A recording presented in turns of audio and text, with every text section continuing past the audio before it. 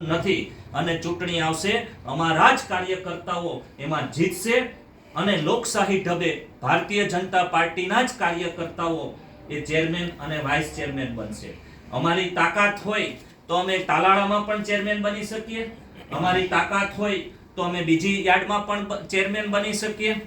ભારતીય જનતા પાર્ટીનું આ ચેરમેન છે, સહકારી સંસ્થાઓ છે, એ લોકશાહી ઢબે એમાં ખેડૂતો મત આપતા હોય છે અને ત્યારે ડિરેક્ટરો ચૂંટાતા હોય છે.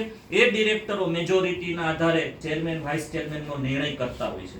તાલાળા માર્કેટિંગ યાર્ડનો પણ 2009માં જ્યારે ચેરમેન હતો ત્યારે ગુજરાતના ઇતિહાસમાં પહેલી વાર 35 કરોડ જેટલી રકમ ને તાલાળા તાલુકાના ખેડૂતોને બારિશના કારણે જે નુકસાન થયું હતું એના માટે મંજૂર કરાવેલી છે. અમારા એક કામ ભારતીય જનતા પાર્ટીના પ્રદેશ નેતૃત્વ અને અમારા પ્રદેશ અધ્યક્ષ આદરણીય શ્રી સી.આર. પાટીલ સાહેબના માર્ગદર્શનમાં જીવનનો ક્ષણ અને શરીરનો કણ એ ખેડૂતો માટે, લોકો માટે આપવાનો છે એવા દ્રઢ નિશ્ચય સાથે જ્યારે અમે કામ કરી રહ્યા છીએ ત્યારે આ ભાજપના કાર્યાલય, આ ભાજપની મંદિર, કાર્યકર્તાઓના મંદિર સામે જે કોઈ લોકોએ આ બાબત કરી છે એ પાયા વિહોણી છે. આ બાબતને હું વખોડી કાઢું છું.